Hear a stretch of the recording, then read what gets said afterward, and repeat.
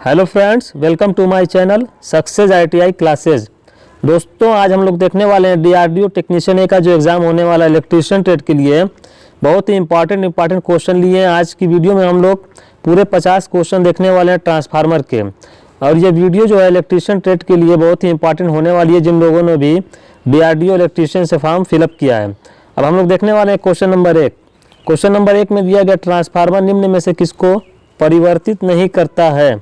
देखिए, हम लोग जानते हैं ट्रांसफार्मर वोल्टेज को परिवर्तित करता है, करंट को भी परिवर्तित करता है, लेकिन आवृत्ति को परिवर्तित नहीं करता है।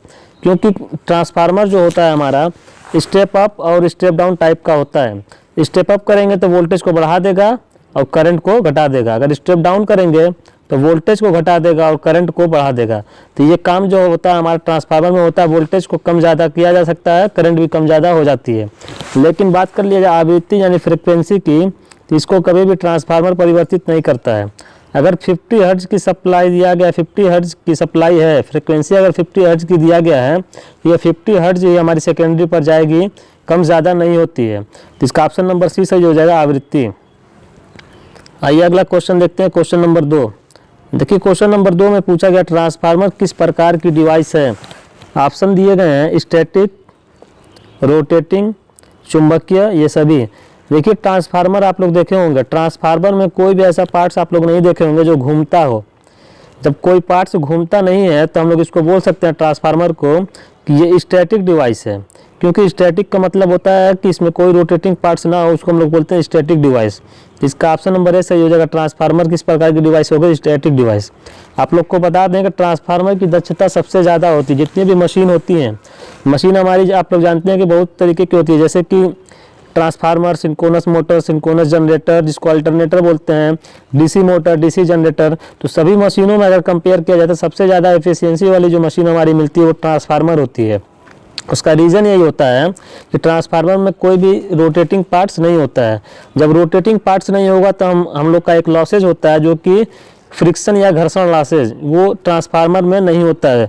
इसी कारण ट्रांसफार्मर की एफिशिएंसी सबसे ज़्यादा होती है। तो इस प्रकार हम लोग देखें ट्रांसफार्मर किस प्रकार की डिवाइस हो गई, static device. Option number A सही हो जाएगा। आइए अगला क्वेश्चन देखिए, क्वेश्चन नंबर 3। देखिए, क्वेश्चन नंबर 3 में बोला गया है ट्रांसफार्मर इनमें से इसे परिवर्तित करने के लिए किया जाता है। ट्रांसफार्मर किसे परिवर्तित करने के लिए यूज किया जाता है। तो ऑप्शन नंबर ए में दिया हुआ आवृत्ति। तो अभी हम लोग क्या देखेंगे, ट्रांसफार्मर आवृत्ति को कभी भी परिवर्तित नहीं करता है। पावर, ट्रांसफार्मर पावर को भी परिवर्तित नहीं करता है। जितनी पावर हमारी प्राइमरी में रहेगी उतना ही सेकेंडरी पर पहुंचती है। तो इसका मतलब कि आवृत्ति और पावर दोनों क्या होते हैं, ट्रांसफार्मर में चेंज नहीं होते हैं। बात करते हैं ऑप्शन नंबर सी के शक्ति गुणांक में, जिसको बोलते हैं पावर फैक्टर। तो इसको भी परिवर्तित करने का काम ट्रांसफार्मर नहीं करता है। ट्रांसफार्मर का मेन उद्देश्य क्या होता है, ट्रांसफार्मर किसे परिवर्तित करने के लिए यूज किया जाता है, वो होता है वोल्टेज को। क्योंकि हम लोग जानते हैं कि कहीं पर हमको ज़्यादा वोल्टेज की आवश्यकता होती है तो हम लोग स्टेप अप ट्रांसफार्मर यूज़ कर लेते हैं। जहाँ पर कम वोल्टेज करना होता है स्टेप डाउन ट्रांसफार्मर यूज़ कर लेते हैं। अब वोल्टेज के हिसाब से करंट भी ज़्यादा और कम हो जाती है। तो कहने का मतलब ये कि ट्रांसफार्मर का मेन उद्देश्य क्या है, वोल्टेज को परिवर्तित करना। तो ऑप्शन नंबर डी सही हो जाएगा। तीसरे का ऑप्शन नंबर डी। अगला क्वेश्चन देखिए, क्वेश्चन नंबर 4। देखिए, क्वेश्चन नंबर 4 में हम लोग को दिया गया है आप लोग के सामने कि ट्रांसफार्मर एक उपकरण है जो निम्न कार्य करता है। अब आइए देखते हैं ऑप्शन को। एसी को डीसी में परिवर्तित करना। हम लोग जानते हैं कि एसी को डीसी में परिवर्तित करने का काम कौन करता है, वो होता है रेक्टिफायर। क्वेश्चन ये भी पूछा जा सकता है कि रेक्टिफायर क्या करता है, तो एसी को डीसी में परिवर्तित करता है। रेक्टिफायर कई तरीके का होता है, half wave rectifier, full wave rectifier, bridge rectifier. तो ये सब इलेक्ट्रॉनिक्स का पार्ट है। तो एसी को डीसी में कौन परिवर्तित करता है, रेक्टिफायर। ट्रांसफार्मर नहीं करता है। डीसी को एसी में परिवर्तित करता है, ये भी काम ट्रांसफार्मर का नहीं है, ये काम इन्वर्टर का है। किसका काम है, इन्वर्टर का काम है कि डीसी को एसी में परिवर्तित करेगा। अब देखिए, ऑप्शन नंबर सी में दिया गया है एसी को डीसी तथा डीसी को एसी में परिवर्तित करता है। ये काम भी ट्रांसफार्मर नहीं करता। ट्रांसफार्मर काम ये भी नहीं, ये एसी को डीसी और डीसी को एसी, इसको परिवर्तित करने का काम करता है रोटरी कन्वर्टर। रोटरी कन्वर्टर ये काम करता है एसी को डीसी और डीसी को एसी में कन्वर्ट करने का। अब अगला ऑप्शन देखिए, लास्ट ऑप्शन हम लोग का क्या बच रहा है, डी दिया हुआ है कि बिना किसी डायरेक्ट कनेक्शन के एक परिपथ से दूसरे परिपथ में विद्युत ऊर्जा को ट्रांसफर करता है। तो यही ऑप्शन सही हो जाएगा। ट्रांसफार्मर हमारा यही काम करता है कि एक सर्किट से यानी कि प्राइमरी से सेकेंडरी में विद्युत ऊर्जा को ट्रांसफर करता है। तो ऑप्शन नंबर डी इसका सही हो जाएगा। अगला क्वेश्चन देखिए, क्वेश्चन नंबर 5। देखिए क्वेश्चन नंबर 5 में एक न्यूमेरिकल क्वेश्चन लिया गया है। बोला जा रहा है कि एक स्टेप अप ट्रांसफार्मर है।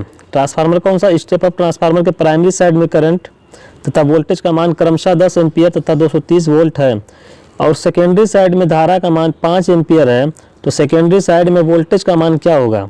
देखिए हम लोग जानते हैं कि एक हम लोग का फार्मूला होता है ट्रांसफार्मर में ट्रांसफार्मेशन रेशियो का। तो के हमारा कांस्टेंट होता है, के बराबर होता है N2/N1 बराबर E2/E1 बराबर I1/I2। ये हमारा स्टैंडर्ड फार्मूला होता है ट्रांसफार्मेशन रेशियो का। अब इसी में रखकर हम लोग वैल्यू को निकालेंगे। देखिए क्या दिया हुआ स्टेप अप ट्रांसफार्मर के प्राइमरी साइड में करंट क्या है? प्राइमरी साइड का मतलब I1 कितना दिया हुआ करंट? 10 एम्पियर। अब प्राइमरी साइड में वोल्टेज 230 वोल्ट है तो V1 दिया हुआ 230 वोल्ट। अब सेकेंडरी साइड में 5 एम्पियर की करंट है, इसका मतलब कि I2 दिया हुआ है 5 एम्पियर और सेकेंडरी साइड में वोल्टेज निकालना है यानी कि V2 निकालना है। V2 या लिखें या E2 एक ही बात है। अब हम लोग इसी फार्मूले पे हल करेंगे। देखिए इस फार्मूले से हम लोग को क्या मिलेगा? I और V लेना है तो ये N इसको छोड़ दीजिए। E2/E1 बराबर I1/I2 पर रखिए तो E2 का मान कितना हो गया? E2 की जगह V2, इसको हम लोग को निकालना है। V2 बटे में क्या हो जाएगा? E1 या V1। तो V1 कितना है? 230 बराबर I1 दिया हुआ है। देखिए I1 का मान क्या है? 10 एम्पियर और I2 का क्या मान दिया हुआ है? 5। इसको हल कर लीजिए, 5 दूना 10। इसको हल करिएगा तो V2 बराबर क्या हो जाएगा? इधर इसका गुणा हो जाएगा 460 मिल जाएगा, यानी कि हम लोग को V2 में क्या मिल जाएगा? 460 वोल्ट। इसका ऑप्शन नंबर सी सही हो जाएगा। ऐसे भी आप लोग देख लीजिए कि अगर प्राइमरी पे 230 वोल्ट दिया था और ये स्टेप अप ट्रांसफार्मर था, तो स्टेप अप ट्रांसफार्मर है तो हमने क्या बताया कि वोल्टेज को बढ़ाएगा। तो अब जो भी सेकेंडरी पे वोल्टेज ऐसे भी जाता तो हमारा क्या होता? 230 से ज़्यादा ही होता। 180 तो ऐसे भी नहीं होगा, 220 भी नहीं होगा, बच गया था 520 और 460। तो हम लोगों ने हल किया तो क्या आया? 460 वोल्ट आया है। अगला क्वेश्चन, क्वेश्चन नंबर 6 दिया हुआ इनमें से किस मशीन की दक्षता सबसे ज़्यादा होती है? ऑप्शन दिए गए हैं डीसी मोटर, डीसी जनरेटर, तुल्यकाली मोटर, ट्रांसफार्मर। अभी हमने क्या बताया? जितनी भी मशीन होती हैं सबसे ज़्यादा दक्षता सबसे ज़्यादा एफिशिएंट वाली मशीन हमारी होती है ट्रांसफार्मर। उसका रीज़न भी हमने बताया था कि ट्रांसफार्मर की एफिशिएंसी सबसे ज़्यादा क्यों होती है, क्योंकि ट्रांसफार्मर में कोई रोटेटिंग पार्ट्स नहीं होता है। जब रोटेटिंग पार्ट्स नहीं होता है तो इसमें हमारा एक लॉसेज नहीं होता है, उसको बोलते हैं फ्रिक्शन या घर्षण लॉसेज। जब ये लॉसेज नहीं होगा तो हमारा जब लॉसेज कम हो गया तो इसका मतलब कि एफिशिएंसी ज़्यादा हो जाएगी। तो सबसे ज़्यादा एफिशिएंसी किसकी होती है? ट्रांसफार्मर की।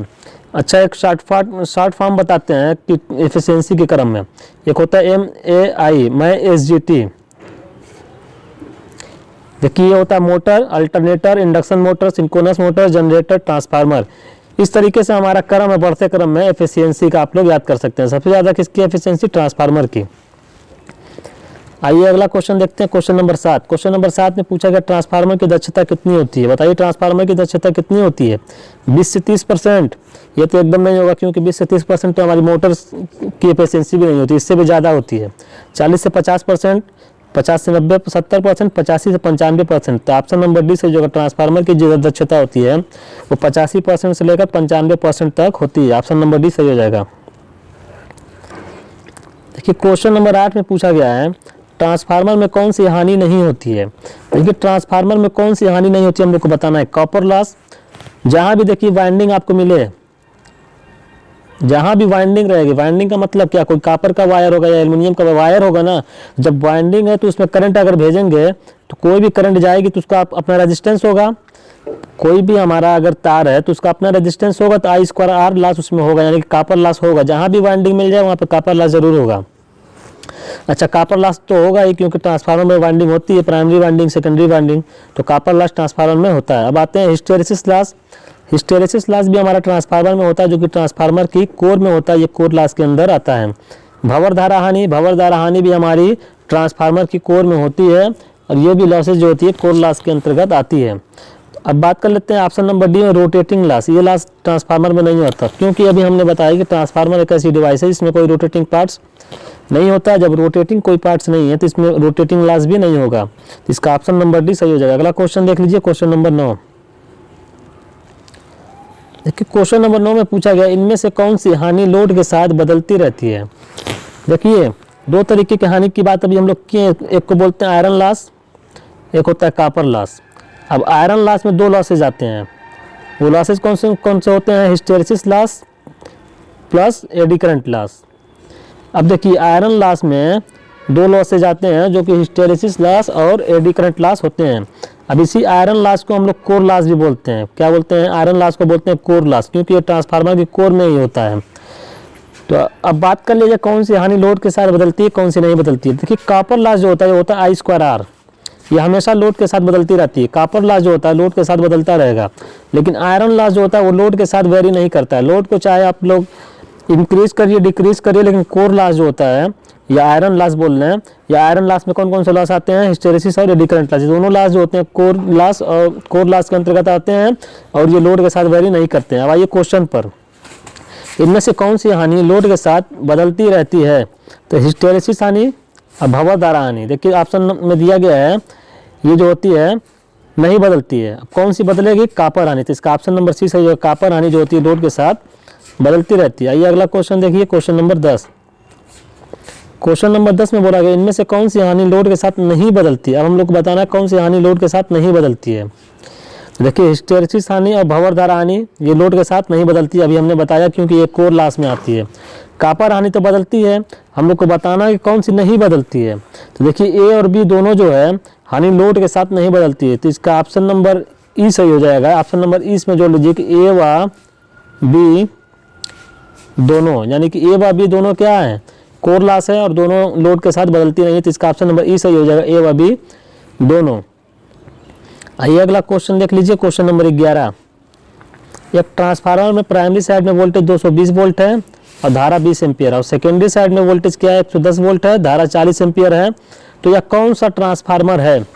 अब बताइए कि कौन सा ट्रांसफार्मर है, हम लोग को ये बता देना है। तो देखिए आप लोग क्वेश्चन में गौर करिए, 220 वोल्ट कहाँ है, प्राइमरी साइड में है, सेकेंडरी साइड में क्या मिल रहा है 110 वोल्ट, यानी कि 220 वोल्ट हमने दिया प्राइमरी साइड में, हमने सप्लाई दे दिया कितना 220 वोल्ट की। उसके बाद हम लोग को सेकेंडरी साइड में वोल्टेज मिल रहा है 110 वोल्ट, यानी कि क्या हो रहा है, वोल्टेज आधा हो जा रहा है। आधा का मतलब आधा हो रहा है, चाहे जितना भी हो रहा है, कहने का मतलब ये है कि कम हो जा रहा है। तो वोल्टेज कम करने वाला ट्रांसफार्मर कौन सा होता है, वो होता है हमारा step down transformer. Step up होता तो बढ़ा देता है, लेकिन ये स्टेप डाउन, इसलिए वोल्टेज को 220 वोल्ट से घटाकर 110 वोल्ट कर दिया। और एक चीज़ आप लोग गौर कर लीजिएगा, जहाँ पर भी वोल्टेज को बढ़ाएगा ट्रांसफार्मर तो करंट को कम करेगा, अगर वोल्टेज को कम करेगा तो धारा को बढ़ा देगा। ये काम होता है ट्रांसफार्मर में, इसीलिए पावर भी हमेशा कांस्टेंट होती है। इसलिए देखिए 220 वोल्ट था 110 वोल्ट किया, यानी कि स्टेप डाउन ट्रांसफार्मर है, और 20 एम्पियर थी धारा तो इसको 40 एम्पियर कर दिया। कहने का मतलब ये कि वोल्टेज को तो कम किया लेकिन धारा को बढ़ा दिया। तो कुल मिलाकर ये ट्रांसफार्मर का प्रकार कौन सा हो गया, स्टेप डाउन टाइप। आइए अगला क्वेश्चन देख लीजिए, क्वेश्चन नंबर 12। देखिए क्वेश्चन नंबर 12 में पूछा गया है ट्रांसफार्मर किसके सिद्धांत पर काम करता है। ऑप्शन नंबर ए दिया हुआ सेल्फ प्रेरण यानी कि self induction, option number B दिया हुआ म्यूचुअल इंडक्शन ताप प्रभाव रासायनिक प्रभाव। तो याद रखिएगा ट्रांसफार्मर हमारा म्यूचुअल इंडक्शन के सिद्धांत पर काम करता है, इसका ऑप्शन नंबर बी सही है, म्यूचुअल इंडक्शन, जिसको हिंदी में बोलते हैं पारस्परिक प्रेरण। आइए अगला क्वेश्चन देखिए, क्वेश्चन नंबर 13। क्वेश्चन नंबर 13 में बोला गया ट्रांसफार्मर के कार्य करने का सिद्धांत क्या है। म्यूचुअल इंडक्शन पे काम करता है, वो तो हम लोगों ने देख लिया, वो इंडक्शन का प्रभाव था। अब जो नियम लगता है ट्रांसफार्मर में, किस नियम से ईएमएफ जनरेट होता है उसकी बात कर रहा है कि कार्य करने का सिद्धांत क्या है। ओम का नियम नहीं, ओम का नियम पे ट्रांसफार्मर काम नहीं करता है। फ्लेमिंग का नियम भी नहीं लगता है, किरचॉफ का नियम भी नहीं लगता है। यहाँ पे बात कर ले ऑप्शन नंबर डी के फैराडे का नियम, यही फैराडे का नियम ट्रांसफार्मर में लगता है, इसी के सिद्धांत में ट्रांसफार्मर काम करता है। यहाँ पे थोड़ी सी हम लोग बात करेंगे कि फैराडे जी ने क्या नियम दिया था। फैराडे ने नियम ये दिया था कि मान लीजिए कि कोई फ्लक्स है, जहाँ भी करंट को फ्लो करवाएंगे वाइंडिंग से तो वहाँ पे फ्लक्स आएगा, एक फ्लक्स मिल गया और कंडक्टर। तो कहने का मतलब ये है कि फैराडे ने बताया था कि अगर फ्लक्स जाकर कंडक्टर को काटे या कंडक्टर आकर फ्लक्स को काटे तो दोनों कंडीशन में हमारा ईएमएफ जनरेट होगा। ये दोनों कंडीशन में ईएमएफ जनरेट होगा। दोनों के बीच क्या होना चाहिए, फ्लक्स और कंडक्टर के बीच, यानी कि मैग्नेटिक फील्ड और कंडक्टर के बीच क्या होना चाहिए, रिलेटिव मोशन जिसको बोलते हैं सापेक्ष गति होना चाहिए, तो वहाँ पे हमारा ईएमएफ जनरेट हो जाता है। यही बोल रहा था फैराडे ने। तो ट्रांसफार्मर का कार्य करने का सिद्धांत क्या हो गया, फैराडे का नियम। Option number D. अगला क्वेश्चन देख लीजिए। क्वेश्चन नंबर 14 में बोला गया है फैराडे के नियम के अनुसार विद्युत वाहक बल कब उत्पन्न होता है। ऑप्शन ए में दिया हुआ जब कंडक्टर फ्लक्स को काटता है। तो अभी हमने बताया ये फ्लक्स है, ये कंडक्टर, फ्लक्स जाकर कंडक्टर को काटे तब भी ईएमएफ मिलेगा। जब ऑप्शन नंबर ए में दिया हुआ जब कंडक्टर फ्लक्स को काटता है, यानी कंडक्टर आकर फ्लक्स को काट रहा है तो ईएमएफ मिलेगा। जब फ्लक्स कंडक्टर को काटे तो ये भी सही, फ्लक्स जाकर कंडक्टर को काट देगा तब भी हमारा रिलेटिव मोशन होगा, तो यहाँ पर भी हमको ईएमएफ मिल जाएगा। ऑप्शन नंबर सी में बोला गया है कि जब कंडक्टर तथा फ्लक्स दोनों स्थिर रहते हैं, यानी कि ये फ्लक्स है ये कंडक्टर है, दोनों ना तो ये इसको काट रहा है ना ये इसको काट रहा है, तो यहाँ पर क्या हो रहा है, कोई रिलेटिव मोशन नहीं होगा, यहाँ पे कोई ईएमएफ नहीं आने वाला है। ऑप्शन नंबर डी में दिया हुआ ए और बी दोनों सही, तो इसका ऑप्शन नंबर डी ही सही हो जाएगा कि यानी कि ये दोनों कंडीशन सही है, ये दोनों तरीके से ईएमएफ आएगा फैराडे के नियम के अनुसार। ईएमएफ को बोलते हैं इलेक्ट्रिक मोटिव फोर्स या विद्युत वाहक बल। तो ऑप्शन नंबर डी सही हो जाएगा कि ये दोनों कंडीशन जो दिया हुआ है, जब कंडक्टर फ्लक्स को काटे या फ्लक्स कंडक्टर को काटे तो यहाँ पे क्या हो जाएगा, ईएमएफ आ जाएगा फैराडे के नियम के अनुसार। ऑप्शन नंबर डी सही है। अगला क्वेश्चन क्वेश्चन नंबर 15 बोला गया किसी ट्रांसफार्मर में दो प्रेरणिक कुंडलियां किस तरह होती हैं। देखिए ट्रांसफार्मर की कोर होती है, ट्रांसफार्मर की कोर क्या होती है, लेमिनेटेड होती है। क्यों लेमिनेटेड होती है, भंवर द्वारा हानि को कम करने के लिए। सिलिकॉन स्टील की कोर बनाते हैं, सिलिकॉन स्टील की क्यों बनाते हैं, हिस्टेरेसिस लॉस को कम करने के लिए। अब आइए बात करते हैं क्वेश्चन की। क्वेश्चन पे दिया हुआ है कि किसी ट्रांसफार्मर में दो प्रेरणिक कुंडलियां, यहाँ की ये प्राइमरी पे कॉइल जुड़ी होती है, ये सेकेंडरी पे। तो कह रहा है कि जो कुंडलियां होती हैं किस तरीके से जुड़ी होती हैं। तो देखिए क्या होता है कि इसमें कोई इलेक्ट्रिकली कनेक्शन नहीं होता है, ये बाई मैग्नेटिक चलती है। फ्लक्स जो होता है मैग्नेटिक कोर से होते हुए इस तरीके से चलता है। तो यहाँ पे देखिए दिया हुआ ऑप्शन ए में विद्युत रूप से तथा चुंबकीय रूप से अलग, तो ये ऑप्शन नहीं होगा क्योंकि विद्युत रूप से अलग होता है लेकिन चुंबकीय रूप से कनेक्ट होता है ये। तो देखिए ऑप्शन नंबर बी दिया हुआ चुंबकीय रूप से अलग और विद्युत रूप से संबंधित, ये भी नहीं है। ऑप्शन नंबर सी दिया हुआ विद्युतीय रूप से अलग, हाँ इलेक्ट्रिकली अलग होती है और चुंबकीय रूप से संबंधित। तो ऑप्शन नंबर सी सही हो जाएगा इसका कि इलेक्ट्रिकली तो कोई कनेक्शन नहीं होता है लेकिन मैग्नेटिकली ये कनेक्ट होती हैं। आइए अगला क्वेश्चन नंबर 16। क्वेश्चन नंबर 16 में बोला गया थ्री फेज स्टार स्टार। देखिए स्टार स्टार का संयोजन है ये, इसका नाम होता है स्टार और ये होता है डेल्टा। तो स्टार स्टार संयोजन यानी कनेक्शन में फेज डिस्प्लेसमेंट कितना होता है। याद रखिएगा ट्रांसफार्मर की जो वाइंडिंग होती है उसके कनेक्शन हम लोग करते हैं, जैसे star delta connection, delta star connection, star star connection, star delta connection, ये सब कनेक्शन होते हैं। अपनी आवश्यकता के अनुसार इसको किया जाता है, किस तरीके का हमको वोल्टेज चाहिए, किस तरीके का करंट चाहिए, तो ये सब देखते हुए हम लोग कनेक्शन करते हैं। तो कहने का मतलब एक स्टार स्टार कनेक्शन जब हम लोग करेंगे तो वहाँ पर फेज डिस्प्लेसमेंट यानी कि कितना विस्थापन मिलता है वाइंडिंग के बीच में, वो होता है 120 डिग्री। कितना मिलता है, 120 डिग्री। 16 का option number B. Question number 17 में बोला गया है ट्रांसफार्मर में कौन सा रिले प्रयोग किया जाता है। अभी इससे पहले वाले वीडियो जो हम लोग देखे थे कल या परसों के वीडियो में हम लोगों ने क्या देखा था कि ट्रांसफार्मर, हम लोग ये देखे थे कि रिले के बारे में पढ़े थे और जो रिले था वो हमारा रिएक्टेंस रिले था, मो रिले था, इम्पीडेंस रिले था, ये सब रिले के बारे में पढ़े थे जो कि कहाँ यूज होता है हमारा ट्रांसमिशन लाइन में। यहाँ पे कहाँ पे बात किया गया ट्रांसफार्मर में। देखिए ट्रांसफार्मर में एक अलग तरीके का रिले यूज होता है जिसका नाम होता है बुखोल्ज रिले। कौन सा रिले, बुखोल्ज रिले। तो ऑप्शन आइए देखते हैं ट्रांसफार्मर में कौन सा रिले प्रयोग होगा। रिएक्टेंस रिले ये तो ट्रांसमिशन लाइन में था जो कि शॉर्ट ट्रांसमिशन लाइन में। प्रतिबाधा रिले ये हमारा किस में यूज होता है, ट्रांसमिशन लाइन में, वो भी मीडियम ट्रांसमिशन लाइन में। बुखोल्ज रिले, हाँ इसका ऑप्शन नंबर सी सही हो जाएगा, बुखोल्ज रिले। ट्रांसफार्मर में बुखोल्ज रिले यूज होता है। बुखोल्ज रिले जो होता है गैस पर ऑपरेटेड रिले होता है, गैस एक्चुएटेड रिले इसको बोलते हैं, गैस एक्चुएटेड रिले होता है। अब जो होता जो है इंटरनल फॉल्ट से सुरक्षा देता है, सब याद रखिएगा बुखोल्ज रिले के बारे में। ऑप्शन नंबर सी सही। अगला क्वेश्चन नंबर 18 में बोला गया बुखोल्ज रिले किस प्रकार का होता है। विद्युत चुंबकीय relay, electronic relay, electrical relay, gas संचालित रिले। अभी हमने क्या बताया, एक गैस से ऑपरेटेड होता है, तो ये किस प्रकार का रिले हो जाएगा, बुखोल्ज रिले, जो कि ट्रांसफार्मर में लगता है, ये हो जाएगा गैस संचालित रिले। क्वेश्चन नंबर 19, ट्रांसफार्मर में बुखोल्ज रिले का क्या काम है। फ्लक्स उत्पन्न करना, नहीं, फ्लक्स उत्पन्न करने के लिए तो हमको वाइंडिंग में करंट को प्रवाहित करना होगा तो फ्लक्स उत्पन्न होगा।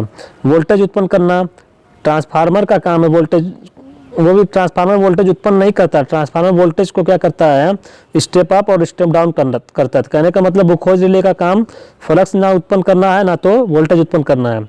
ऑप्शन नंबर सी जो दिया हुआ है यही सही है कि गैस निकालने और सर्किट ब्रेकर को ट्रिप करना। जब ओवरलोड होता है ज़्यादा तो सर्किट, जब हमारा तेल का कम ज़्यादा वो होता है, संकुचन होता है, जब ये होता है कि अब ट्रांसफार्मर जो होता है कि बहुत ज़्यादा हीट हो रहा है, अंदर से फटने का डर रहता है, तो क्या होता है सर्किट ब्रेकर को ट्रिप कर देता है बुखोज रिले। यही इंटरनल फॉल्ट से सुरक्षा के लिए हम लोग बुखोज रिले को यूज़ करते हैं। तो ऑप्शन नंबर सी सही हो जाएगा, गैस निकालने और सर्किट ब्रेकर को ट्रिप करना।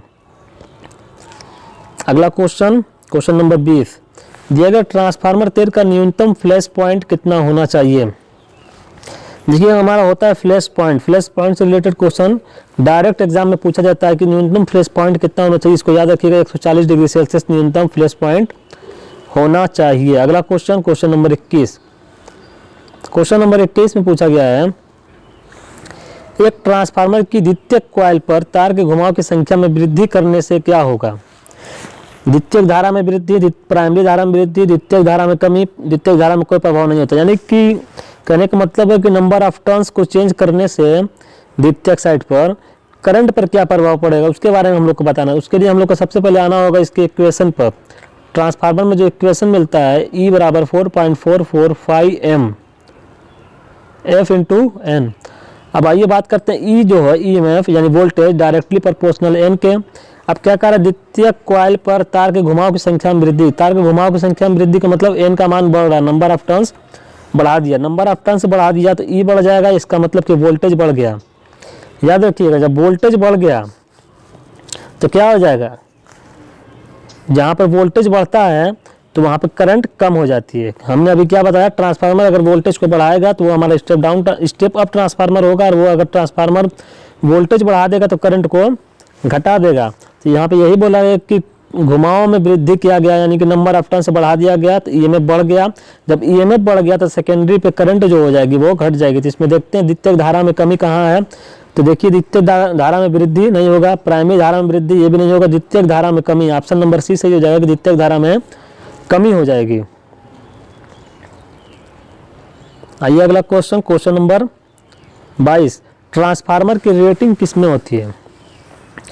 वोल्ट में नहीं, वोल्ट तो वोल्टेज का मात्रक होता है। किलोवाट में भी नहीं होती है। केवीए में ऑप्शन नंबर सी से हो जाएगा, केवीए में। केवीए का फुल फॉर्म होता है kilo volt ampere. KVA, MVA ये हमारी रेटिंग होती है किसकी, ट्रांसफार्मर की। बड़ा ट्रांसफार्मर होता है तो उसको एमवीए में देखा जाता है और छोटे ट्रांसफार्मर को केवीए में। अब यहाँ पे हम लोग बात कर लेते हैं कि एचपी किसकी रेटिंग है, तो ये हमारी मोटर की रेटिंग होती है। आइए अगला क्वेश्चन देखिए, क्वेश्चन नंबर 23। क्वेश्चन नंबर 23 में बोला गया ट्रांसफार्मर में प्राइमरी और सेकेंडरी वाइंडिंग के बीच इंसुलेशन प्रतिरोध कितना होता है। देखिए प्राइमरी और सेकेंडरी वाइंडिंग जो होती है हमारी ट्रांसफार्मर की कोर हो गई, यहाँ पे एक वाइंडिंग होती है, इसको बोलते हैं प्राइमरी वाइंडिंग मान लीजिए, सेकेंडरी वाइंडिंग। यहाँ से हम लोग सप्लाई दे देते हैं, यहाँ पे लोड होता है। तो कहने का मतलब है कि प्राइमरी और सेकेंडरी वाइंडिंग जो है ये दोनों, इसके बीच जो होता है इंसुलेशन प्रतिरोध कितना होता है। तो हम लोग जानते हैं ये इलेक्ट्रिकली कनेक्ट नहीं होती, यानी कि इंसुलेशन प्रतिरोध क्या होता है, अनंत होता है। ऑप्शन नंबर बी सही हो जाएगा, अनंत। अगला क्वेश्चन, क्वेश्चन नंबर 24, दिया गया कि एक ट्रांसफार्मर में उत्पन्न होने वाला EMF किस पर निर्भर नहीं करता है। इस पर गौर करिएगा, किस पर निर्भर नहीं करता है। एक ट्रांसफार्मर में उत्पन्न होने वाला EMF किस पर निर्भर नहीं करता। अभी हमने क्या बताया, EMF का फार्मूला E बराबर होता है 4.44 phi m F into N. ये देखिए जो फाई के साथ छोटा सा m लिख रहे हैं ना, इसका मतलब ये है कि ये मैक्सिमम फ्लक्स घनत्व को दर्शाता है। अब देखिए किस पर निर्भर नहीं करता है, तो आइए देख लेते हैं टर्न की संख्या पर। तो ये EMF इसी की बात हो रही है, EMF टर्न की संख्या इन पर निर्भर करता है। आवृत्ति पर, आवृत्ति देखिए फ्रिक्वेंसी F पर निर्भर कर रहा है। फ्लक्स पर भी निर्भर कर रहा है। तो ऑप्शन में हमको कोई ऐसा नहीं मिला जिस पर निर्भर नहीं कर रहा। क्वेश्चन में ये पूछा किस पर निर्भर नहीं करता, जिसका ऑप्शन नंबर डी हो जाएगा कि इनमें से कोई नहीं, यानी ऐसा कोई ऑप्शन ही नहीं मिला जिस पर EMF निर्भर ना करे, सब पर निर्भर कर रहा है जितने ऑप्शन दिए गए। तो इसका ऑप्शन नंबर डी सही है। क्वेश्चन नंबर 25 देखिए, क्वेश्चन नंबर 25 में बोला गया है ट्रांसफार्मर में उत्पन्न EMF में फ्लक्स का मान क्या होता है।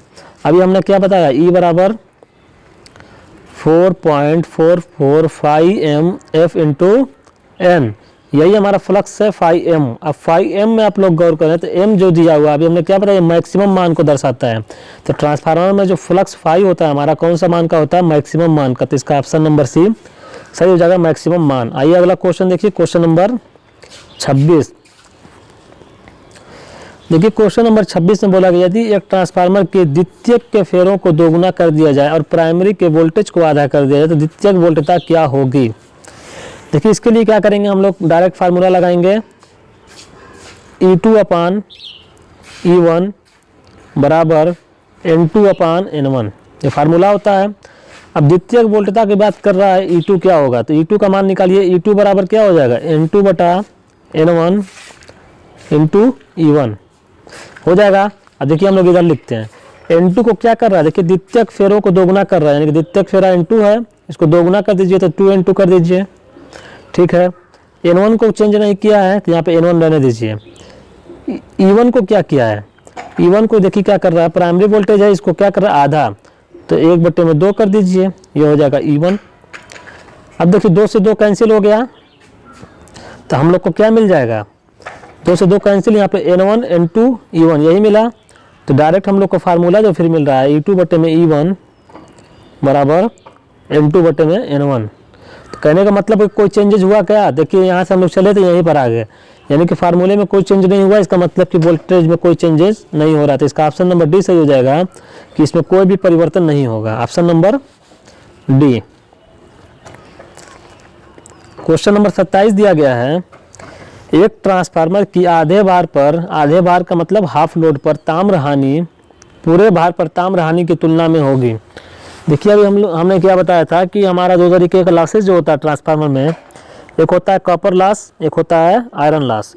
कॉपर लॉस लोड के साथ बदलता रहता है, आयरन लॉस लोड के साथ नहीं बदलता है। तो यहाँ पे बात किया गया कि आधे भार पर ताम्र हानि पूरे भार पर ताम्र हानि की तुलना में क्या होगी।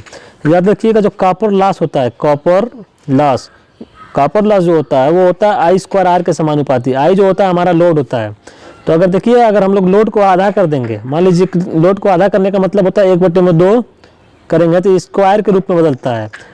तो कहने का मतलब ये है कि लोड को आधा करेंगे तो हमारा जो ताम्र हानि है वो 1/4 हो जाएगी। अब आइए क्वेश्चन में क्या बोला है कि आधे भार पर ताम्र हानि पूरे भार पर ताम्र हानि की तुलना में क्या होगी। मान लीजिए पूरे भार पर ताम्र हानि क्या है, 100 वाट है, तो आधे भार पे निकाल लीजिए क्या हो जाएगा, आधे भार का मतलब 1/2 का स्क्वायर करेंगे इंटू 100, यानी कि 100/4 हो जाएगा बराबर 25। तो आप लोग क्या देख रहे हैं कि 100 वाट से 25 वाट हो गई, यानी कि लोड को आधा करने पर क्या हो गया, हानि 1/4 हो गई थी। यही इसका ऑप्शन सी सही हो जाएगा। क्या हो जाएगा, आधे भार पर जो ताम्र हानि होगी पूरे भार पर ताम्र हानि की तुलना में क्या हो जाएगी, 1/4 हो जाएगी। क्योंकि देखिए 100 वाट पे फुल लोड पे था, कितना आ गया 25 वाट आ गया, यानी कि 1/4 हो गया किस पर, आधे लोड पर। तो इसका ऑप्शन नंबर सी सही हो जाएगा, 1/4 गुना। अगला क्वेश्चन देख लीजिए, एक ट्रांसफार्मर की पूरे भार पर ताम्र हानि फुल लोड पर दिया हुआ कॉपर लॉस कितना 6400 वाट हो तो आधे भार पर ताम्र हानि क्या होगी। कहने का मतलब कि फुल लोड पर दिया हुआ है 6400 वाट, अब इसको आधे लोड पर निकालना है तो हमने क्या बताया 1/2 आधा हो गया, इसका स्क्वायर कर लीजिए तो 6400/4 बराबर क्या हो जाएगा 1600 वाट। यानी कि लोड आधा करने पर जो हमारा लॉसेस था वो 6400 वाट से कन्वर्ट होकर 1600 वाट में बदल गया। तो इसका ऑप्शन नंबर बी सही हो जाएगा। अगला क्वेश्चन, एक ट्रांसफार्मर की पूरे भार पर आयरन लॉस 8400 वाट है तो आधे भार पर आयरन लॉस कितना होगा। अब बताइए, देखिए क्वेश्चन में दिया गया कि आयरन लॉस, गौर करिएगा, अभी हम लोग कॉपर लॉस देख रहे थे, आप कौन सा लॉस देख रहे हैं, आयरन लॉस। हमने अभी बताया था कि आयरन लॉस हमारा लोड पर निर्भर नहीं करता है, लोड को आधा करिए दोगुना करिए कुछ भी करिए, आयरन लॉस चेंज होने वाला नहीं है, क्योंकि लोड के हिसाब से आयरन लॉस चेंज नहीं होता है, वो हमारा कॉपर लॉस होता है। तो यहाँ पे आयरन लॉस क्या दिया हुआ है, पूरे भार पर यानी कि फुल लोड पर 8400 वाट है तो आधे भार पर यानी कि हाफ लोड पर कितना होगा, इतना ही होगा, जितना दिया हुआ है ना उतना ही होगा 8400 वाट, ये कम ज़्यादा होने वाला नहीं है लोड के हिसाब से। तो 8400 वाट ऑप्शन नंबर डी। अगला question, question number 30, 200 volt input और 800 वोल्ट आउटपुट के ट्रांसफार्मर के लिए प्राइमरी से सेकेंडरी वाइंडिंग के टर्न का अनुपात क्या होगा। दिया क्या है N1, नहीं हम लोग को दिया हुआ 200 वोल्ट इनपुट का मतलब प्राइमरी में वोल्टेज दे रहे हैं 200 वोल्ट V1 बराबर 200 वोल्ट, और 800 वोल्ट का आउटपुट वोल्टेज, इसका मतलब कि सेकेंडरी पे वोल्टेज मिल रहा है आउटपुट यानी V2 मिल रहा है कितना 800। निकालना क्या, ट्रांसफार्मर के लिए प्राइमरी से सेकेंडरी वाइंडिंग के टर्न का अनुपात, प्राइमरी से सेकेंडरी यानी कि N1/N2 हम लोग को निकालना है कि इसी अनुपात का मान क्या होगा। अब आइए फार्मूले पर, क्या होता है V2/V1 बराबर N2/N1, ये हमारा फार्मूला होता है। चलिए मान रख दीजिए V2 का मान क्या है 800, V1 का मान क्या है 200, बराबर क्या मिल गया N2/N1। तो हम लोग को क्या मिल गया, 2 चौक को 8 यानी कि 4/1। तो N2/N1 बराबर क्या मिला 4:1, 4:1। लेकिन हम लोग को निकालना क्या, इस पर गौर करिए, N1/N2 निकालना, क्योंकि क्वेश्चन ने बोला प्राइमरी से सेकेंडरी वाइंडिंग का टर्न का अनुपात निकालना था।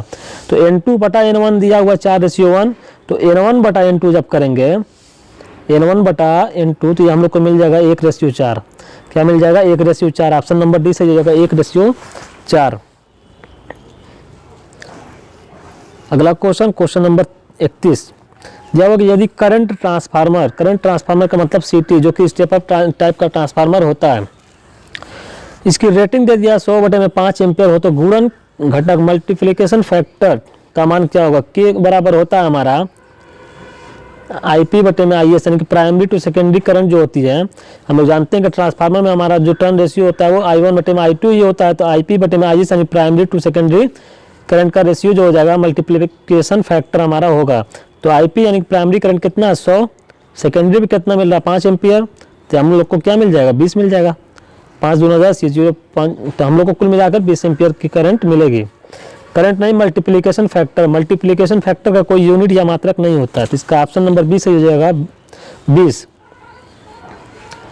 आइए अगला क्वेश्चन, क्वेश्चन नंबर 32। एक 25 kVA का सिंगल फेज का ट्रांसफार्मर है, बोल रहा है कि प्राइमरी में 250 टन और द्वितीयक पर 40 टन है। यदि प्राइमरी को 1500 वोल्ट 50 हर्ट्ज की एसी सप्लाई पर कनेक्ट किया जाता है, द्वितीयक पर वोल्टेज और धारा का मान क्या होगा। आइए इस क्वेश्चन को हम लोग हल करते हैं। देखिए क्वेश्चन थोड़ा देखने में बड़ा है, घबराइए मत, बहुत आसानी से हल होने वाला है। सबसे पहले हम लोग को क्या दिया हुआ है 25 kVA का ट्रांसफार्मर है, यानी कि रेटिंग हम लोग को दे दिया हुआ है S बराबर 25 kVA। अब देखिए ट्रांसफार्मर के प्राइमरी पे 250 टर्न है, इसका मतलब कि N1 बराबर 250 टर्न, और द्वितीयक पर 40 टर्न है, इसका मतलब कि N2 दिया हुआ है 40। अब बोला कि प्राइमरी को 50 वोल्ट 1500 वोल्ट की 50 हर्ट्ज 50 हर्ट्ज की सप्लाई एसी सप्लाई पर कनेक्ट किया जाता है। तो आइए हम लोग कनेक्ट कर देते हैं। V1 बराबर क्या हो जाएगा 1500 दिया हुआ है, तो बताना क्या है द्वितीयक पर वोल्टेज यानी कि V2 बताना है, और हम लोग को करंट बताना है द्वितीयक पर I2। अब आइए इसको हम लोग हल करते हैं। सबसे पहले हम लोग लगाएंगे फार्मूला N2/N1 बराबर V2/V1। N2 क्या दिया हुआ है 40, N1 दिया हुआ है 250, सब हम लोग मान रख रहे हैं जो अभी हम लोग लिखे हैं। 40/250 बराबर निकालना क्या है V2, प्राइमरी पे वोल्टेज क्या दिया हुआ है 1500, ये 250 है, तो यहाँ से देखिए 0 से 0 कट जाएगा, 0 से 0 कट गया, यहाँ से V2 का मान निकाल लीजिए, तो क्या हो जाएगा 50 25 5 15 यानी कि यहाँ पर 30 मिलेगा, 5 6 30, तो यहाँ पर 6 का उधर ले जाकर गुणा करिएगा 40 में 6 को 24 यानी कि V2 का मान मिल गया 240। V2 बराबर 240 वोल्ट मिल गया। अब हम लोग को निकालना क्या है द्वितीयक में धारा भी निकालना है। देखिए हम लोग को V2 क्या मिला 240 वोल्ट, ये तो मिल गया 240 वोल्ट हो गया। अब द्वितीयक पर धारा निकालना है, तो द्वितीयक पर धारा क्या हो जाएगी I2 बराबर I2 बराबर हो जाएगा KVA रेटिंग जो दी हुई है उसको बटे में रखेंगे क्या V2, इस वोल्टेज को रख देंगे, क्योंकि देखिए हमारा ये वोल्टेज किलो वोल्ट में है, तो ये किलो वोल्ट से किलो वोल्ट कैंसिल हो जाएगा, तो यहाँ पे एम्पियर में करंट मिल जाती है, फार्मूला होता है करंट निकालने का। और पावर जो होगी 25 kVA का जो ट्रांसफार्मर है ये हमारा सप्लाई पर भी होगा और सेकेंडरी पर भी यही होगा, क्योंकि पावर हमारा ट्रांसफर होती है वो चेंज नहीं होती है। तो आइए रख देते हैं कितना है 25 kVA में दिया हुआ है, तो इसको 10 की पावर 3 से गुणा करेंगे तो हमारा हो जाएगा वोल्ट एम्पियर में। देखिए हम इसको हल करते हैं। V2 क्या मिला है 240, अब I2 निकालना है हम लोग को, तो KVA रेटिंग जो दी हुई है ना ये हमारी केस में दी हुई है, केवीए में दिया हुआ है, तो इसको हम लोग वोल्ट एम्पियर में कन्वर्ट करेंगे, क्योंकि वोल्ट से वोल्ट हम लोग को कैंसिल करके एम्पियर में लेना है। तो इसको हम लोग क्या करेंगे, केवीए रेटिंग जो दी हुई है, केवीए रेटिंग देखिए V2 बराबर 240, हम समझाने के लिए इतना कोशिश कर रहे हैं, नहीं तो डायरेक्ट आंसर हम बता देते कि इतना होगा तो तुरंत हल भी हो जाता। V2 बराबर 240, अब I2 निकालना है, तो I2 बराबर केवीए रेटिंग जो दी हुई है 25, इसमें 10 के पावर 3 से गुणा करके वोल्ट एम्पियर में हम कन्वर्ट कर लिया। अब वोल्ट एम्पियर में कन्वर्ट हो गया, तो अब इसमें वोल्ट से भाग देंगे 240 से। जब इससे भाग देंगे तो ये वोल्ट और ये वोल्ट आपस में कैंसिल हो गए, एम्पियर में करंट हमको मिल गई सेकेंडरी पर। इसी को हल करिएगा आप लोग, तो आप लोग को मिलेगा 104, यानी कि 104 एम्पियर और 240 वोल्ट हम लोग को मिल गया। सेकेंडरी पर जो वोल्टेज मिला 240 वोल्ट और जो करंट मिला 104 एम्पियर। अगला क्वेश्चन देख लीजिए, क्वेश्चन नंबर 33। क्वेश्चन नंबर 33 में बोला गया एक ट्रांसफार्मर के प्राइमरी वाइंडिंग में टर्न 40 टर्न है, यानी कि N1 दिया हुआ है 40, सेकेंडरी वाइंडिंग में 60 टर्न है, तो N2 क्या दिया हुआ है 60। यदि ट्रांसफार्मर को प्राइमरी पर 230 वोल्ट की डीसी दिया जाए, अच्छा यहाँ पे गौर कर लीजिए, डीसी दिया जा रहा है, तो सेकेंडरी पर उत्पन्न वोल्टेज क्या होगा, इसको लिखने की भी जरूरत नहीं है, बस यहीं से इसका आंसर मिल जाएगा। ये कौन सी सप्लाई है, डीसी है। और कभी भी ट्रांसफार्मर डीसी पे काम करता ही नहीं है, क्योंकि ट्रांसफार्मर पे डीसी पे कार्य ना करने का दो रीज़न है। पहला रीज़न, डीसी में कोई क्या होता है, रिएक्टिव कंपोनेंट्स नहीं होता है, जिससे बहुत ज़्यादा करंट जाती है, जिससे प्राइमरी वाइंडिंग जल जाती है। डीसी पे फैराडे लॉ भी अप्लाई नहीं हो पाता है, तो यही सब रीज़न है कि डीसी पे काम नहीं करता है ट्रांसफार्मर। तो डीसी सप्लाई जब दे देंगे ना, तो यहाँ पे हमारा कोई सेकेंडरी पे वोल्टेज नहीं मिलेगा, 0 वोल्ट मिलेगा। इसका ऑप्शन नंबर डी सही हो जाएगा, 0 वोल्ट। आइए अगला क्वेश्चन देख लेते हैं। अगला क्वेश्चन, क्वेश्चन नंबर 34 बोल रहा है कि एक ट्रांसफार्मर की कुल हानि निम्न पर निर्भर करती है। ट्रांसफार्मर की कुल हानि किस पर निर्भर करती है बताना है। ऑप्शन दिए गए वोल्टता और धारा, वोल्टता धारा उनके बीच का कोण पर। ठीक है, ट्रांसफार्मर की रेटिंग अभी हमने क्या बताया था, किसमें होती है, केवीए में, यानी कि किलो वोल्ट और ये एम्पियर। कुल मिला करके ट्रांसफार्मर की रेटिंग वोल्टेज और एम्पियर इसी दोनों पर डिपेंड करती है। तो इसका ऑप्शन नंबर बी सही हो जाएगा, वोल्टता और धारा, इसीलिए इसकी रेटिंग केवीए में होती है। आइए अगला question, question number 35। Question number 35 में दिया गया है कि एक ट्रांसफार्मर को रेटेड वोल्टेज की एसी सप्लाई से कनेक्ट किया जाता है, तो भिनभिनाहट को बोलते हैं हमिंग की आवाज़ आती है, तो क्या कारण हो सकता है। कभी कभी क्या होता है, ट्रांसफार्मर को जब हम लोग सप्लाई देते हैं तो भिनभिनाहट की आवाज़ करता है, हूँ ऐसे करके एक आवाज़ निकालता है। तो कहने का मतलब होता है कि जब ये आवाज़ निकालता है, इसका कारण क्या हो सकता है, तो इसका कारण ये होता है कोर कंपन करता है, तो इस तरीके की आवाज़ हम लोग को मिलती है। इसका ऑप्शन नंबर सी सही हो जाएगा। अगला question, question number 36। Question number 36 में बोला गया निम्न में से किस दो हानि को मिलाकर कोर हानि कहा जाता है। अभी हमने क्या बताया, कोर लॉस को हम लोग क्या बोलते हैं, आयरन लॉस। आयरन लॉस किस से मिलकर बना होता है, हिस्टेरेसिस लॉस पीएच और एडी करंट लॉस पीई से। अब ये होता है हमारा आयरन लॉस या कोर लॉस। आयरन लॉस को ही कोर लॉस बोलते हैं। तो हमारा कोर लॉस किस से मिलकर बना, हिस्टेरेसिस लॉस और एडी करंट लॉस। तो इसका ऑप्शन नंबर देखते हैं कौन सा सही हो जाएगा, ऑप्शन नंबर सी, हिस्टेरेसिस हानि और भंवरधारा हानि। भंवरधारा हानि को बोलते हैं इंग्लिश में eddy current loss. Hysteresis loss और एडी करंट लॉस को मिलाकर, यानी कि हिस्टेरेसिस हानि और भंवरधारा हानि को मिलाकर हमारा होता कौन सा, कोर हानि। इसका ऑप्शन नंबर सी सही हो जाएगा। अगला क्वेश्चन, क्वेश्चन नंबर 37 में दिया हुआ है कि ट्रांसफार्मर की कोर को लेमिनेटेड क्यों किया जाता है। देखिए, ट्रांसफार्मर की कोर जो होती है, ये जो कोर होती है आप लोग देखे होंगे, ऐसा नहीं कि इस कोर को जो है कि कोई सॉलिड लोहा ले आकर इसको बना देते हैं, नहीं। इस ट्रांसफार्मर की कोर को बहुत सी पतली पट्टियों में तोड़ करके उसको लेमिनेशन करके बनाया जाता है। क्यों बनाया जाता है, इसलिए बनाया जाता है कि भंवरधारा हानि यानी एडी करंट लॉस जो पीई होता है, इसी को कम करने के लिए। तो आइए देखते हैं ऑप्शन में, ऑप्शन नंबर ए में ही दिया हुआ भंवरधारा हानि को कम करने के लिए ट्रांसफार्मर की कोर को लेमिनेटेड किया जाता है। अगला क्वेश्चन देख लीजिए, क्वेश्चन नंबर 38। ट्रांसफार्मर में कोर के लेमिनेशन की मोटाई कितनी होती है। अभी हमने क्या बताया, ट्रांसफार्मर की कोर को लेमिनेशन करते हैं, लेमिनेटेड करते हैं पतली पत्तियों में तोड़ करके।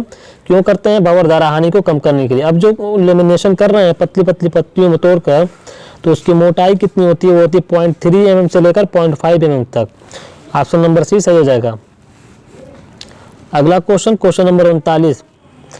दिया हुआ कि ट्रांसफार्मर की कोर को सिलिकॉन स्टील की क्यों बनाते हैं। देखिए ट्रांसफार्मर की जो कोर होती है उसका जो मटेरियल होता है वो होता है सिलिकॉन स्टील। कौन सा मटेरियल होता है? Silicon steel.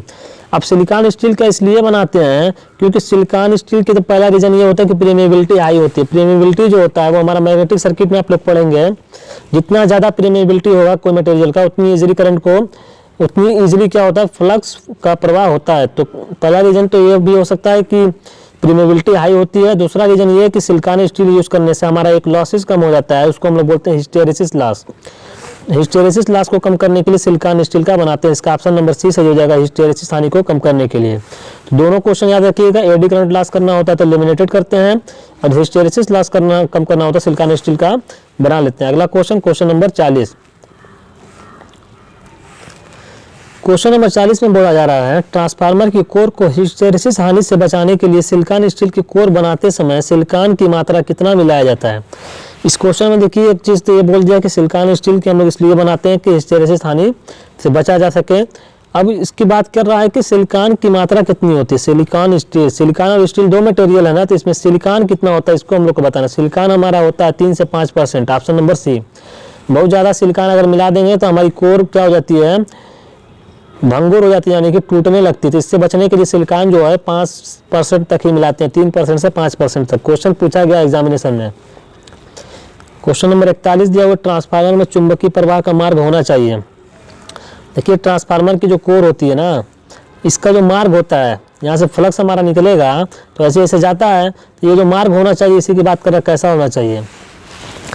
अगर आप लोग मैग्नेटिक सर्किट पढ़े होंगे तो मैग्नेटिक सर्किट में एक होता है हमारा रिलक्टेंस, तो उसके बारे में आप लोग अगर पढ़े होंगे तो इसका आंसर दे देंगे। देखिए फ्लक्स इसमें से जाएगा, फ्लक्स को जाने के लिए हम लोग क्या चाहते हैं कि रिलक्टेंस कम से कम हो, क्योंकि रिलक्टेंस का काम क्या होता है कि ये फ्लक्स को रोकता है। तो हम चाहेंगे कि फ्लक्स इजीली जाए, क्योंकि फ्लक्स जाएगा तभी हमारा अच्छे से ईएमएफ सेकेंडरी पर पहुंचेगा।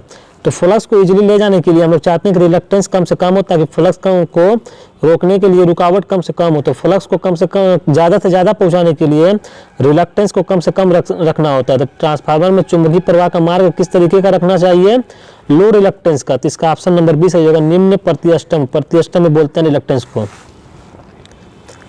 यानी लो रिलक्टेंस। अगला question, question number 42। Question number 42 में बोला गया ट्रांसफार्मर की कोर के निर्माण के लिए सबसे अच्छी सामग्री क्या है। ट्रांसफार्मर की कोर जो बनाते हैं ना, उसके लिए सबसे अच्छी सामग्री क्या है, तो वो होती है CRGO। CRGO का मतलब होता है cold rolled grain oriented, English में बोलते हैं इसको, हिंदी में बोलते हैं कोल्ड रोल्ड ग्रेन व्यवस्थित स्टील। CRGO स्टील को हम लोग यूज करते हैं कोर बनाने के लिए। क्वेश्चन नंबर 43 में बोला जा रहा है ट्रांसफार्मर में लौ हानि कैसे बदल जाती है। लोड के कम होने पर, लोड के ज़्यादा होने पर, लोड के अचानक बदलने पर, फ्लक्स घनत्व में बदलाव करने पर। अब आइए दोनों लॉसेस की हम लोग बात करने वाले हैं। वैसे तो बगैर फार्मूले का भी इसका आंसर दिया जा सकता है, क्योंकि देखिए बात किया लौ हानि यानी आयरन लॉस की। आयरन लॉस हमारा लोड पे डिपेंड ही नहीं करता है, तो लोड कम करिए, लोड ज़्यादा करिए, लोड को अचानक बदलिए, इससे भी हमारी आयरन लॉस जो है चेंज होने वाला नहीं है। हाँ, फ्लक्स घनत्व में बदलाव करके ये बदल सकता है। इसका ऑप्शन नंबर डी सही हो जाएगा। अब आइए आयरन लॉस में जब हम लोग आ गए लौ हानि पर, तो आइए हम लोग बात कर लेते हैं आयरन लॉस हमारा जो होता है वो कौन कौन सा लॉस होता है, हिस्टेरेसिस लॉस और eddy current loss. Hysteresis loss में क्या होता है, हमारा जो फ्लक्स घनत्व होता है वो होता है BM 1.6, इसके समानुपाती होता है। एडी करंट लॉस में होता है B स्क्वायर का होता है, याद रखिएगा। तो ये B क्या है, हमारा फ्लक्स डेंसिटी है। इसी फ्लक्स डेंसिटी या फ्लक्स घनत्व को चेंज करके हम लोग आयरन लॉस बदल सकते हैं, जो कि आयरन लॉस जो होता है एडी करंट लॉस और हिस्टेरेसिस लॉस से मिलकर बना होता है। इसका ऑप्शन नंबर डी सही हो जाएगा। लेकिन थोड़ा डिटेल में इसीलिए बता रहे हैं ताकि आप लोग का जितना भी क्वेश्चन है वो याद भी होता जाए, समझ में भी आ जाए। वरना हम डायरेक्ट आंसर भी बता सकते थे कि देखिए इसका आंसर ये होगा, इसका आंसर ये होगा, लेकिन हम ऐसे नहीं बता रहे हैं। पूरा डिटेल में इसलिए बता रहे हैं ताकि आप लोग को क्वेश्चन का आंसर समझ में भी आ जाए कि इसका आंसर ये होगा तो क्यों होगा। आइए अगला क्वेश्चन, क्वेश्चन नंबर 44। वाइंडिंग प्रतिरोध के कारण होने वाली हानि को क्या कहते हैं। देखिए मान लीजिए कोई भी तार है, कापर का तार, एल्युमिनियम का तार, कोई भी तार है, तो उसका अपना एक रेजिस्टेंस होता है। ऐसा नहीं कि उसका कुछ रेजिस्टेंस नहीं होगा, कुछ ना कुछ उसका रेजिस्टेंस होगा। और जहाँ पे भी रेजिस्टेंस होगा ना, वहाँ पे जब करंट प्रवाह करेंगे तो वहाँ पे I स्क्वायर R लॉस हो जाता है। इसको हम लोग बोलते हैं कापर लॉस। यही कापर लॉस होता है। तो यही बोला कि वाइंडिंग का जो प्रतिरोध होगा उसके कारण कौन सी हानि होगी, कोर लॉस, ये नहीं होगी। Hysteresis loss, eddy current loss, इसका ऑप्शन नंबर डी से कॉपर लॉस होगा। वाइंडिंग का प्रतिरोध के कारण जो हानि होगी हीटिंग के फॉर्म में वो हो जाएगी कॉपर लॉस यानी कि ताम्र हानि। क्वेश्चन नंबर 45 में बोला गया है किस लोड पर कॉपर लॉस को शून्य माना जा सकता है। अब देखिए किस लोड पर कॉपर लॉस को शून्य माना जा सकता है, बहुत उच्च लोड पर। तो हम लोग क्या जान रहे हैं कि लोड जितना ज़्यादा होगा उतना ज़्यादा कॉपर लॉस होगा। तो बहुत उच्च लोड पर तो बहुत ज़्यादा हो जाएगा, उच्च लोड पर भी ज़्यादा होगा। शून्य लोड पर हाँ यही सही कि जीरो लोड पर कोई लोड नहीं देंगे तो रेजिस्टेंस में कोई आर लॉस नहीं होगा। तो यहाँ पे ऑप्शन नंबर सी से जो शून्य लोड पर हमारा कॉपर लॉस को शून्य माना जा सकता है। ऑप्शन नंबर सी राइट है। अगला क्वेश्चन नंबर 46 में बोला गया ट्रांसफार्मर की दक्षता कब अधिकतम होती है। ऑप्शन नंबर ए बोला गया कि जब आयरन लॉस कॉपर लॉस से ज़्यादा हो। ऑप्शन नंबर बी है कि जब कॉपर लॉस आयरन लॉस से ज़्यादा हो। ऑप्शन नंबर सी है कि जब आयरन लॉस कॉपर लॉस के बराबर हो। ऑप्शन नंबर डी इनमें से कोई नहीं, जिसका ऑप्शन नंबर सी सही हो जाएगा। जब आयरन लॉस और कॉपर लॉस बराबर होता है, पी बराबर पी जब होता है तो इस कंडीशन में पी बराबर पी यानी कि आयरन लॉस कॉपर लॉस जब बराबर हो जाते हैं तो इस कंडीशन में हमारे ट्रांसफार्मर की दक्षता अधिकतम हो जाती है। इसको हम लोग एक तरीके से और लिखते हैं, आयरन लॉस का मतलब हो गया कांस्टेंट लॉस, और पीसी यानी कॉपर लॉस हमारा वेरिएबल लॉस, यानी कांस्टेंट लॉस और हमारा वेरिएबल लॉस जब इक्वल होते हैं, बराबर होते हैं, तो हमारी एफिशिएंसी मैक्सिमम होती है।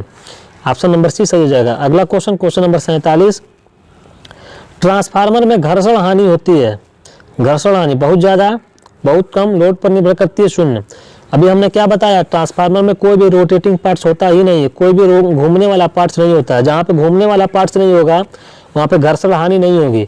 जब घर्षण हानि नहीं होगी तो यहाँ पे क्या बोला, ट्रांसफार्मर में घर्षण हानि कितनी होती है, तो इसका ऑप्शन नंबर डी सही जगह शून्य, यानी कि इसमें कोई भी घर्षण हानि नहीं होती। अगला क्वेश्चन नंबर 48, ट्रांसफार्मर में आयरन लॉस ज्ञात करने के लिए कौन सा टेस्ट किया जाता है। देखिए दो तरीके का टेस्ट हम लोग करते हैं, दो लॉसेज जो अभी हम लोग पढ़ रहे थे, एक पढ़ रहे थे आयरन लॉस, एक पढ़ रहे थे कॉपर लॉस। अब इसको हम लोग को फाइंड भी करना होता है कि देखें कितना आयरन लॉस हो रहा है, कितना कॉपर लॉस हो रहा है, तो इसके लिए कुछ टेस्टिंग की जाती है। वो टेस्टिंग जो होता है, आयरन लॉस को अगर ज्ञात करना है तो हम लोग क्या करेंगे, ओपन सर्किट टेस्ट करेंगे। कॉपर लॉस को ज्ञात करना है तो शॉर्ट सर्किट टेस्ट किया जाता है। यहाँ पे बात किया गया है कि आयरन लॉस को ज्ञात करने के लिए कौन सा टेस्ट होगा, तो ये हो जाएगा open circuit test, option number C. अगला क्वेश्चन नंबर 49, ट्रांसफार्मर पर ताम्र हानि प्राप्त करने के लिए कौन सा टेस्ट किया जाएगा। ताम्र हानि का मतलब, तांबा का मतलब कॉपर लॉस हम लोग को प्राप्त करना है, तो कौन सा टेस्ट करेंगे। अभी हमने क्या बताया, ओपन सर्किट टेस्ट करते हैं कोर लॉस या आयरन लॉस को ज्ञात करने के लिए। अब हम लोग कौन सा लॉसेज प्राप्त करना है, ताम्र हानि या कॉपर लॉस, इसके लिए हम लोग करेंगे शॉर्ट सर्किट टेस्ट। इसका ऑप्शन नंबर बी से जो शॉर्ट सर्किट टेस्ट। अगला क्वेश्चन और आज का लास्ट क्वेश्चन दिया हुआ कि एक स्टेप अप ट्रांसफार्मर में टर्न का अनुपात क्या होता है। अब आइए इसको हम बताते हैं कि स्टेप अप ट्रांसफार्मर क्या होता है। जैसे कि ये हमारा कोर है, ये हमारा प्राइमरी साइड है। प्राइमरी साइड पे अगर 3 टर्न है इस तरीके से, तो इधर क्या हो जाएंगे, इससे ज़्यादा ही टर्न होंगे, कम नहीं होंगे। इसी को हम लोग बोलते हैं स्टेप अप ट्रांसफार्मर, क्योंकि जब इधर ज़्यादा टर्न होंगे, ये डायरेक्टली प्रोपोर्शनल एन होता है। जब टर्न ज़्यादा होगा तो यहाँ पे हमारा ईएमएफ ज़्यादा होगा, जब ईएमएफ ज़्यादा होगा तभी तो स्टेप अप होगा। तो कहने का मतलब था कि यहाँ पे N2 जो होगा, ये N1 है, इसको N1 टर्न मान लीजिए, इसको N2, तो N2 हमारा क्या है, ज़्यादा है, N1 कम है, तभी तो स्टेप अप होगा। स्टेप अप ट्रांसफार्मर कब होगा, जब इधर टर्न ज़्यादा होगा, क्योंकि टर्न हम इसीलिए ज़्यादा रखेंगे क्योंकि ईएमएफ ज़्यादा हमको चाहिए, स्टेप अप करना है तो टर्न ज़्यादा। जब टर्न ज़्यादा हो गया N2 पे, तो अब बोला टर्न का अनुपात क्या होगा, तो टर्न का अनुपात N2/N1 होता है। तो N2 ज़्यादा है, N1 कम है, तो ऊपर का जब वैल्यू ज़्यादा है, नीचे का कम है, तो ये हमेशा 1 से ज़्यादा ही मिलेगा। क्योंकि कुछ भी रख के देख लीजिए, ऊपर का 4 रख लीजिए, नीचे का 2 रख लीजिए, तो यहाँ पे मिल गया 2, यानी कि ऊपर की वैल्यू जब ज़्यादा होती है, नीचे की कम होती है। अंश ज़्यादा है, हर कम है, ऊपर का वैल्यू ज़्यादा है, नीचे की कम है, तो यहाँ पे हमेशा जो इसका अनुपात 1 से ज़्यादा मिलेगा। तो इसका ऑप्शन नंबर बी सही हो जाएगा, 1 से ज़्यादा। स्टेप अप ट्रांसफार्मर में टर्न का अनुपात क्या हो जाएगा, टर्न रेशियो या टर्न का अनुपात 1 से ज़्यादा होगा। अब आइए आप लोग के लिए एक क्वेश्चन देते हैं, आप लोग कमेंट बॉक्स में इसका आंसर बताइएगा। देखिए क्वेश्चन आप लोग के लिए ये है कि स्टेप डाउन ट्रांसफार्मर में टर्न का अनुपात क्या होगा, 1 से कम, 1 से ज़्यादा, 1 से कम या ज़्यादा दोनों हो सकता है। अभी हमने स्टेप अप ट्रांसफार्मर के लिए बताया था, अब स्टेप डाउन ट्रांसफार्मर में टर्न रेशियो क्या होगा, टर्न का अनुपात, इसका आंसर आप लोग कमेंट बॉक्स में देंगे। और दोस्तों अगर आज की क्लास आप लोग को पसंद आई है तो हमारे चैनल को सब्सक्राइब करिएगा, अपने दोस्तों में हमारे चैनल को शेयर करिएगा, वीडियो को लाइक करिएगा और दोस्तों किसी टॉपिक पर आप लोग वीडियो चाहते हैं, वो टेक्निकल का कोई भी टॉपिक हो, power system, basic electronics, digital electronics, measurement या हमारा मशीन, ट्रांसफार्मर, सिंक्रोनस जनरेटर, कोई भी टॉपिक टेक्निकल में हो, अगर जिस पर आप लोग वीडियो चाहते हैं तो आप लोग बताइएगा कमेंट बॉक्स में, उस पर वीडियो बनाया जाएगा। और आज की वीडियो जो थी, आज के जितने भी क्वेश्चन दिए गए थे ट्रांसफार्मर के, हमने कोशिश किया कि ज़्यादा से ज़्यादा क्वेश्चन को कम समय में ही कंप्लीट किया जाए, ताकि DRDO टेक्नीशियन का जो एग्जाम होने वाला है उसमें अच्छे मार्क्स आ सकें। तो दोस्तों आज के लिए इतना ही, फिर मिलेंगे नेक्स्ट वीडियो में, तब तक के लिए धन्यवाद।